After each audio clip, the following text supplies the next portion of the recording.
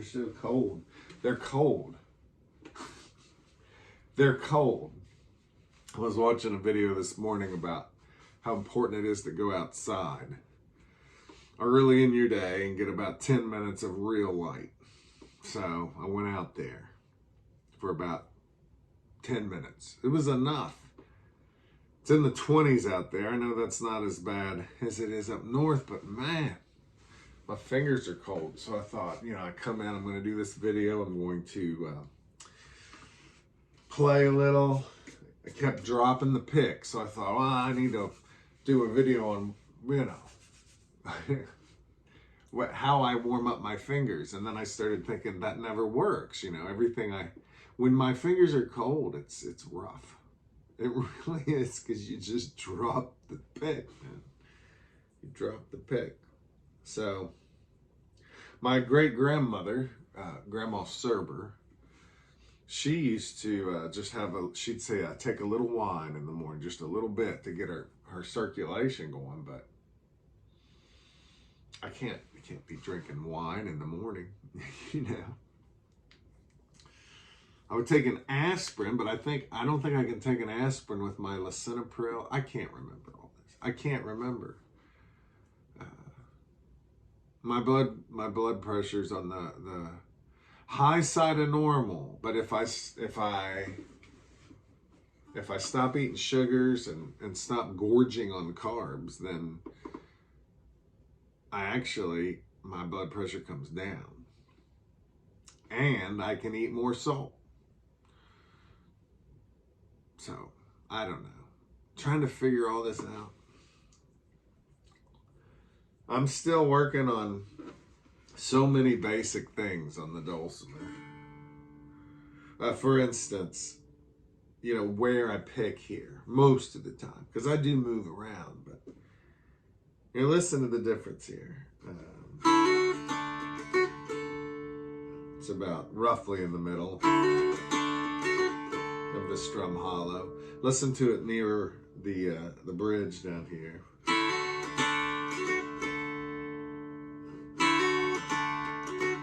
Here's the middle of the strum hollow.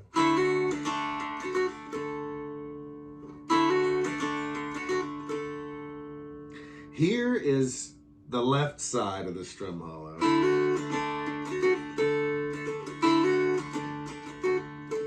The middle.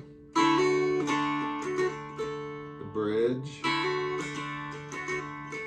I guess I should say the right side of the strum hollow, the middle, the left side. It's so interesting, a lot of people would say, wow, that doesn't really matter all that much. Well, if you take 20 things that don't really matter that much and you put them all together and orient everything in one direction, you end up sounding different. I think that's one of the first things I learned when I met David Schnaufer. He did all these little things that I remember thinking, well, that's not that big. But after a while, I thought, this is why he sounds like he does. And not that we all have to do the same 20 or 30 little things, but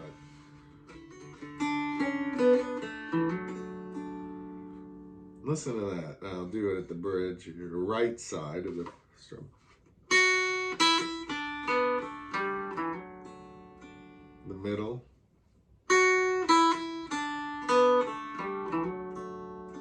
The left side.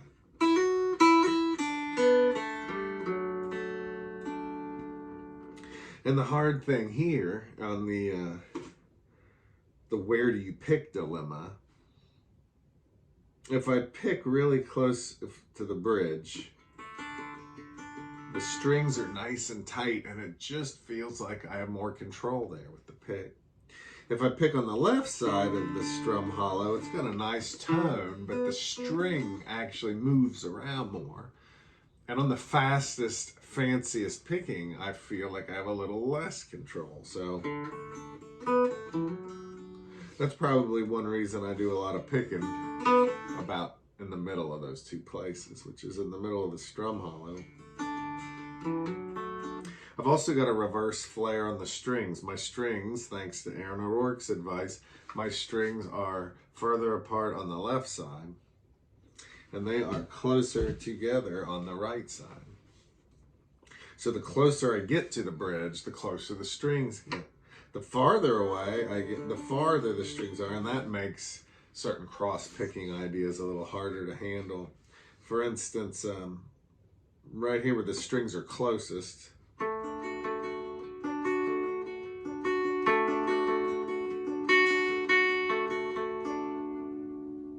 if I go to the middle, it gets a little harder, but it's doable. If I go to the left side of the strum hollow, first of all, it's wider, it's weirder, it sounds kind of cool. But I also all of a sudden don't have any point of reference physically. A lot of people ask me, do you put your hand over here on the bridge? Do you anchor there? And I typically am just rubbing against the strings that are to the right of the bridge, barely. I just feel them tickling my skin. So I'm not actually leaning on the instrument, just feeling that the hand is free to move, but just feeling those strings helps me know where I'm at. But when I come up here on the left side of the fingerboard, I don't have that advantage, and the strings are wider, the strings are floppier, and all this stuff probably doesn't matter all that much, except when you put it all together, it really kind of does. And that's the question I get in a lot of workshops. People will say, well, it'll be a certain technique or an idea. They'll say, does such and such really matter? Does it really matter if you do such and such? And I always think, as soon as they ask that, I always think in my head, everything matters. It's just how much it matters. And we're tempted to think if it doesn't matter much, then it really kind of practically doesn't matter, but that's not true. I think it's interesting. I think it's interesting to navigate all this stuff.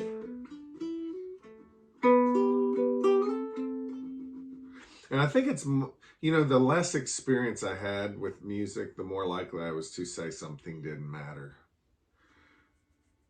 And then, as I got more experience, I was likely to say, no, that does matter. And now that I'm getting older, maybe there are some things that really don't matter enough. you gotta count the costs of everything.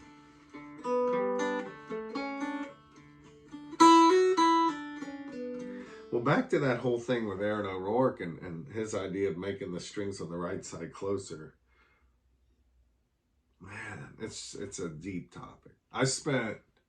I would say, starting right before COVID, I started thinking about this a little bit, but I've really spent the last few years hammering out this new thing for me. When the strings on the right side are really far apart, you're cross-picking this kind of stuff. And I think cross-picking, it emulates kind of a finger-picking style, but you're using a pick. Another way you could think about it is it emulates a three-finger banjo roll system. But for me, it involves not doing the same pattern over and over, but switching between different patterns. And I don't even like to think of them as patterns. But, man, you put those strings far apart, you just cannot do that well. And my favorite cross pickers on the mountain dulcimer, and I'm talking to you guys who are the best cross pickers there are on the dulcimer. What would happen if your strings were a little closer together, or even a lot closer together down here near the bridge? I think I've proven this with a number of people I've tested this on. I hand them my dulcimer. They do all their old tricks, and they are pretty much instantly cleaner and able to go faster. they're able to be faster and cleaner.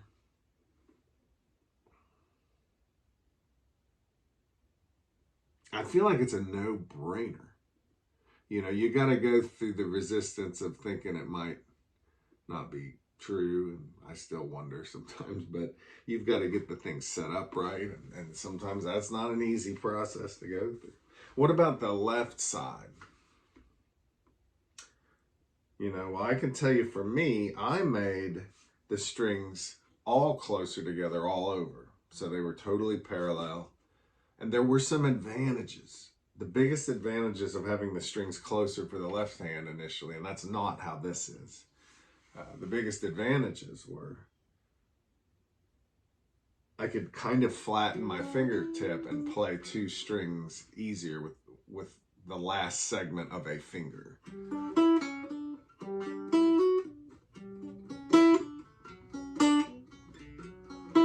And I can do that here, but man, when the strings are a lot closer, that was a lot easier. And I found myself doing some really neat things I typically don't do on the wider string spacing for the left hand.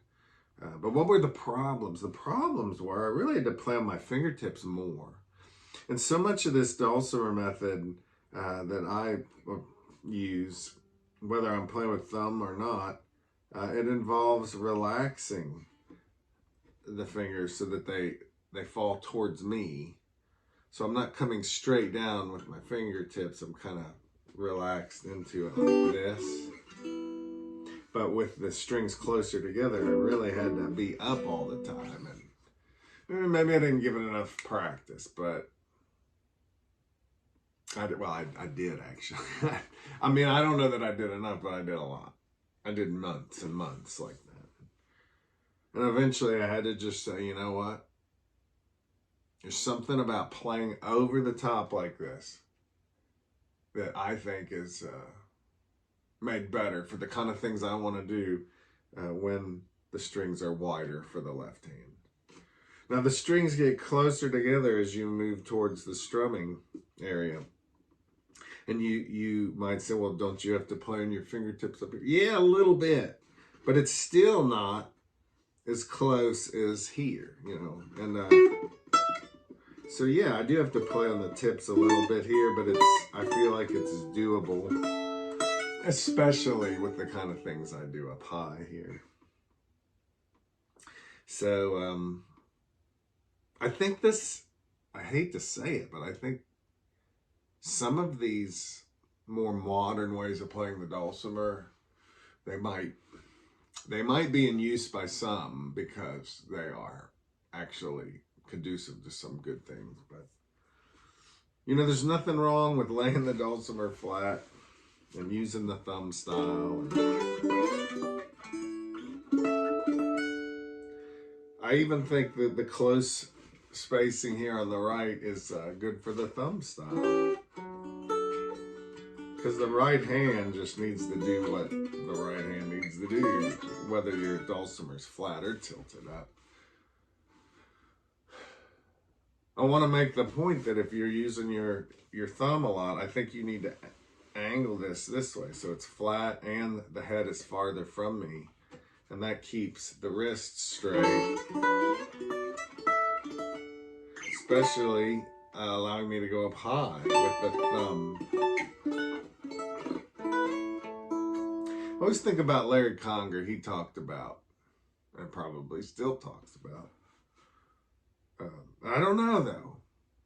Somebody put in the comments if you know, if you've heard him talk about this recently. Maybe Larry himself could answer.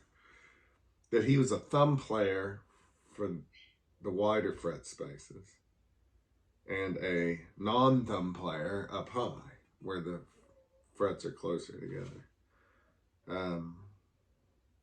There's the dogs are going again. Whew, I've got to shut the door. So this little chihuahua.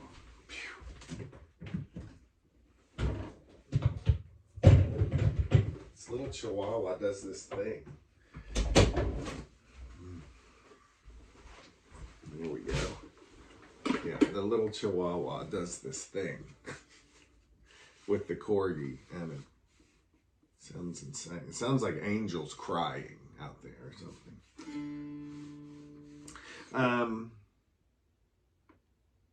Yeah. If you're going to be a thumb player, this thing, I think, needs to be, the head needs to be farther from you. Because if you bring it back, this wrist gets kinked, especially going up high. If you're going to not use the thumb, you want to bring this back closer towards you. Because if the head is further from you when you're doing the non-thumb playing, it's so hard. Some of it's hard on the body, on the wrist and the arm and the shoulder. If you're going to use both thumb and non-thumb methods, you want to find something in the middle that works.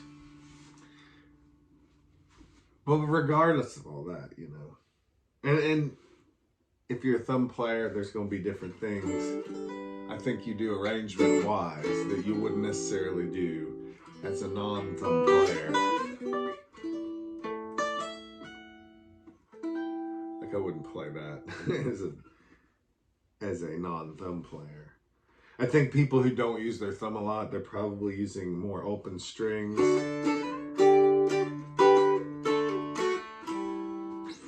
It's a kind of a different way of playing. I like both. Boy, I am wandering all over the place, but let's get back to this. My main thought, even though I'm scattered today, maybe it was that sunlight. You know, I said some of these modern techniques that the better players are using, maybe they need to, maybe these are good things. I think the closer strings on the right side may possibly be the most important innovation if you really want to get into some good flat picking and cross picking. And I think the second most important thing is probably, I know I'll take heat for this, but leaning this dulcimer up, which primarily more than anything is good, I think, for my right hand.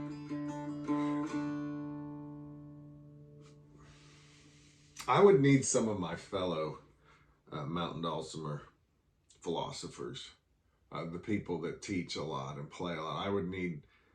We need to put a council together to study out the differences here. But when this thing is flat,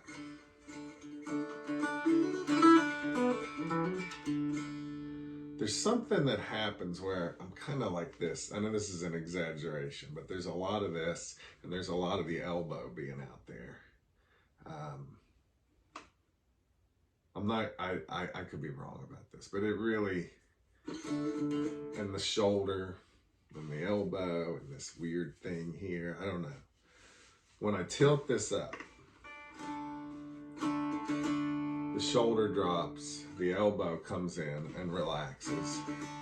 Instead of this weird wrist thing here, there's actually a series of curves all the way down to the fingertips. I feel like, man, leaning this up, there's huge advantages for the right hand.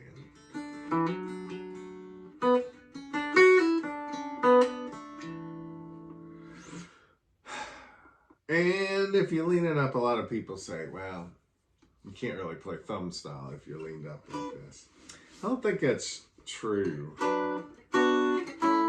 But I will say, it almost feels like it's a little bit true. Barely true. True, though. The little things matter, like I said before. I think if you look at the arranging styles of the people who play flat and compare it to the arranging styles of the people who lean up, you will see different choices as far as the chord shapes, the voicings of the different chords. So who am I thinking about? I often think of Tall Glazner, who I'm pretty sure plays flat and he's using the thumb style. He's one of my friends and one of my favorite players, so I don't think I can sum up his approach, just in a few seconds, but he does a lot of 3-finger chords, and I think that the thumb approach really works well for that.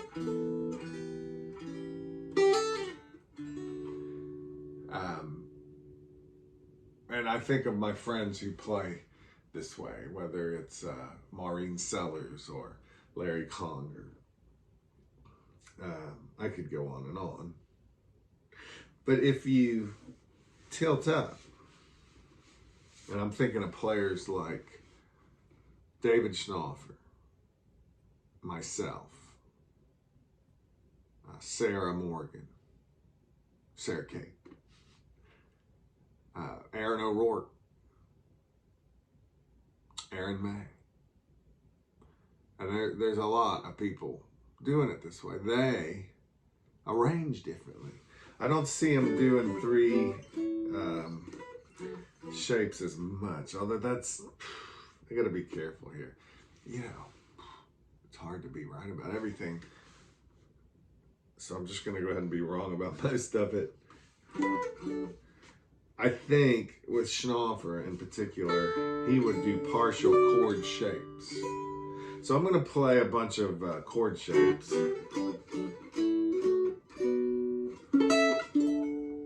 And that was making sure every string was fretted. Here's the same kind of idea where the bass string's open the whole time.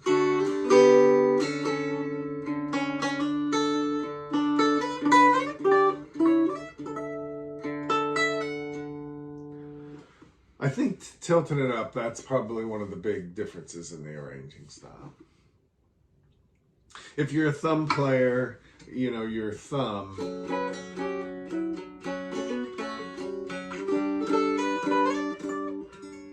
it's almost like the other fingers hold down the chord shape while the thumb does a lot of melody work. It feels like sometimes with this approach, the thumb can be overworked a little. But I like that. You know, I like that style and that approach. So I don't ever want to not do that kind of thing with the thumb is on melody duty hardcore, but I want to use it sometimes and maybe not use it too much.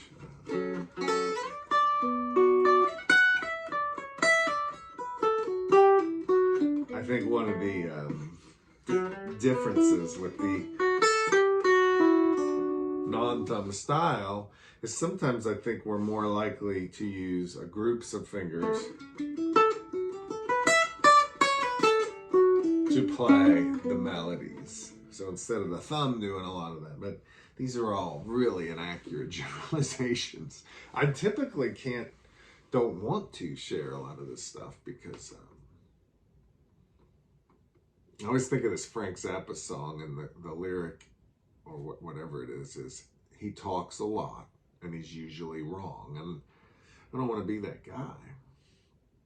But I do ponder all these things in my heart here. My fingers feel warm now. So if I'm not mistaken, this Christmas time is coming is a Bill Monroe tune.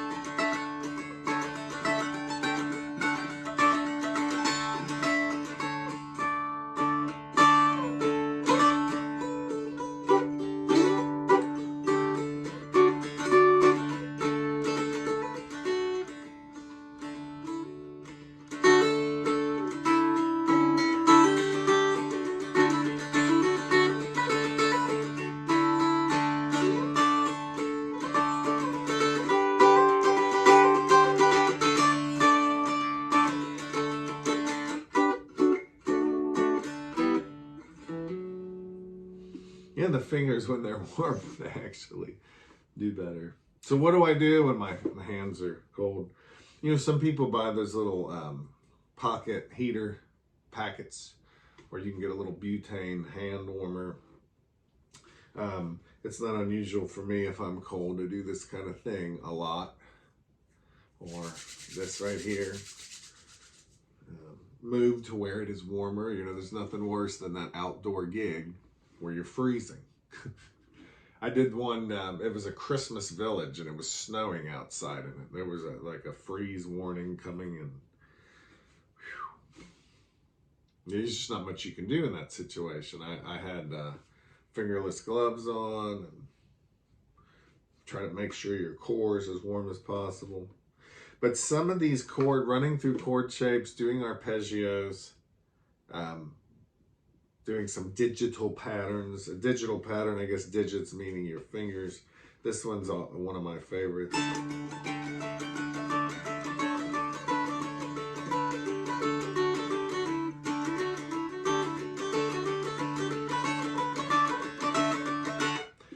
Running that a bunch with a full strum. Also across the strings, you can do the same thing. And right now I'm swinging a little bit. I could play more straight. There's chord shapes like practice D's flipped and not flipped. Here's the not flipped. It's good for the brain too. Flip.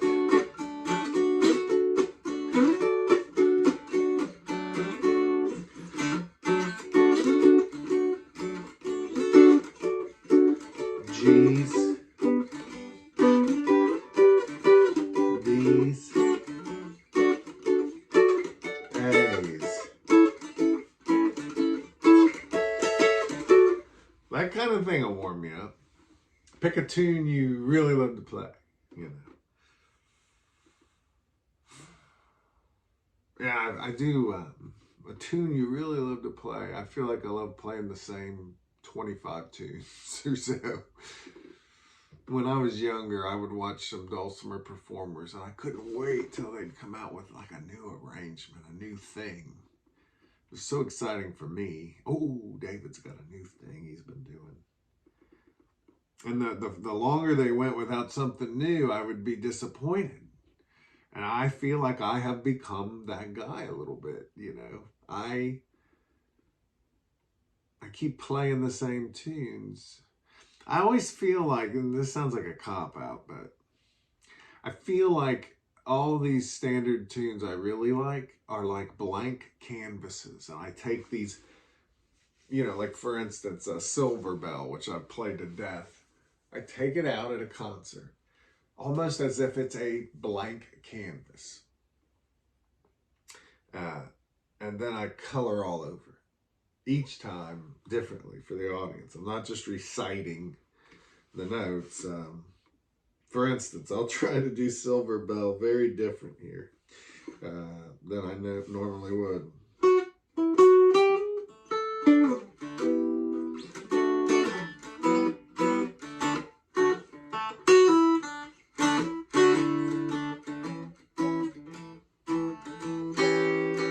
I wouldn't normally play it like this.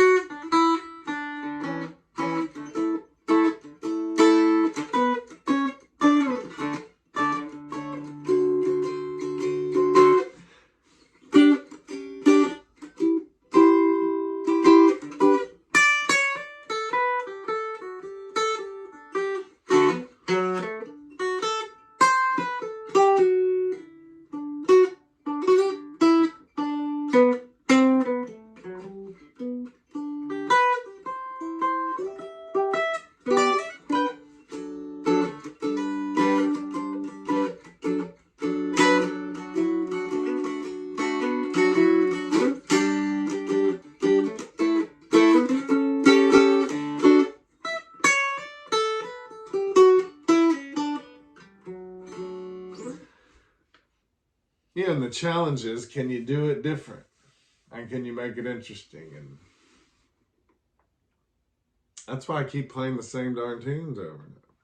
Shady Grove, Old Joe Clark, Wildwood Flower. Oh, you know, I wish I was coming up with something new all the time. And I can come up with new things, but I'll tell you, oh, it's rough. But that might be something for another day. I will say this, when I'm working on something new, it never seems like it's going to work. Every once in a while it does, but usually something new, it seems hopeless. But if you stick with it, something emerges, and that becomes an effective blank canvas. I also like to think of some of these things as like a playground I can get on and weasel around on. Let me pick a war horse of the genre and see if I can do it different, and then I better wrap this up. This is Heather's last day of school, and it's just a 2-hour day. We're going to go get an oil change and go out to lunch and start getting ready for the holidays, which I guess I feel like we've been getting ready for them for a while now. I wish, you know, I kind of wish Christmas sometimes was a little more like Thanksgiving, where it's just not so insane. But I'll take it however I can get it. I'm thankful for family and friends. So hope you have a good holiday. I mean, I want you to. And if you're alone for the holidays, find someone else who might be alone in some way and reach out and say, hey. And I'll say this. I think this is good advice. It might depend on you. But if someone wants you to do something, if someone wants you to come somewhere or get out of the house, and try it, do it. Just do it. That's good advice I got from a Florida friend not too long ago. What's a good war horse of the genre? I would say Christmas songs aren't a bad way to go, but you're getting a lot of Christmas music. Let me do something that will probably make you want to turn the video off as soon as I say it.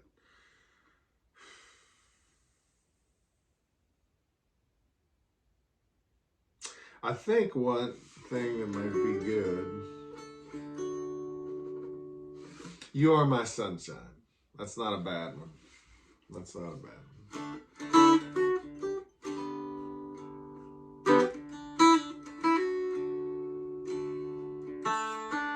That's not You Are My Sunshine. This land was made for you and me.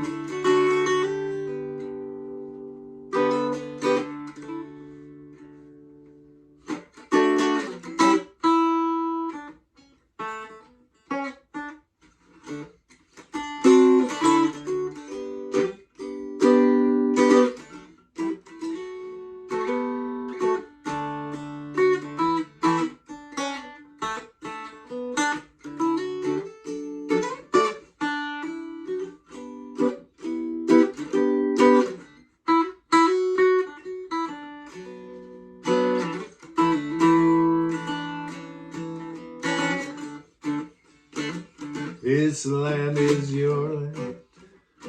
This land is mine. From California to New York Island, from the redwood forests to the Gulf Stream waters. Yeah, this land was made for you and me.